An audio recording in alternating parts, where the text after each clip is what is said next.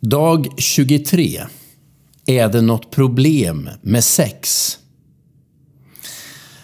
Allt detta skedde för att det som Herren hade sagt genom profeten skulle uppfyllas.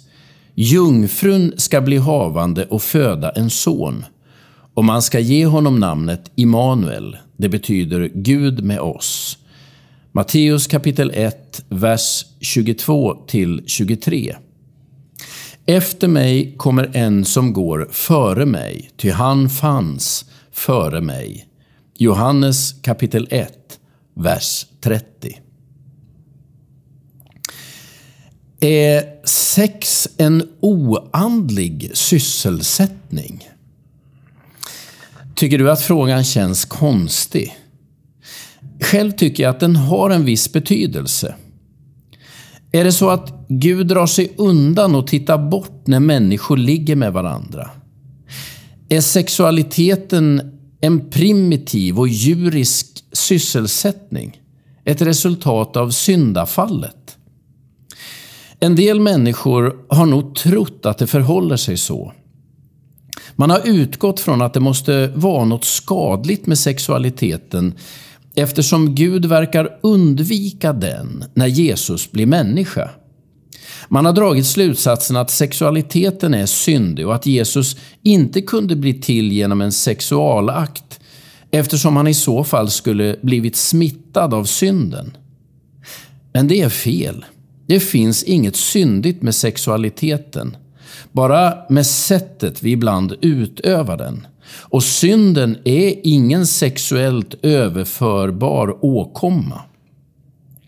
Tvärtom beskriver Bibeln sexualiteten som en del av den ursprungliga skapelsetanken. Och den första befallningen som Gud gav människorna var ju att föröka sig och uppfylla jorden. Om sex skulle vara syndigt och leda till att barnen är besmittade från födseln, då skulle inte Bibeln tala om barn som en gåva eller en välsignelse, utan som ett straff och en förbannelse. Men gång på gång upprepar framförallt Gamla testamenten tanken på barn som en Guds gåva.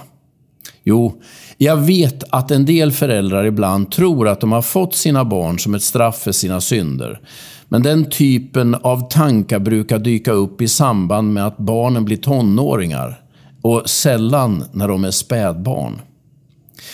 Jungfrufödseln handlar inte om oss människor och vår sexualitet, utan om Jesus och hans identitet. Ordet jungfrufödseln finns inte i Bibeln, utan är en teologisk fackterm för att beskriva att Jesus har kommit till världen på ett annat sätt än alla vi andra. När en vanlig människa föds skapas en person som inte har funnits tidigare. En ny individ blir till. Men så är det inte med Jesus. Han fanns innan han föddes. Och det är inte en ny person som blir till genom Jesus, utan det är Gud själv som blir människa.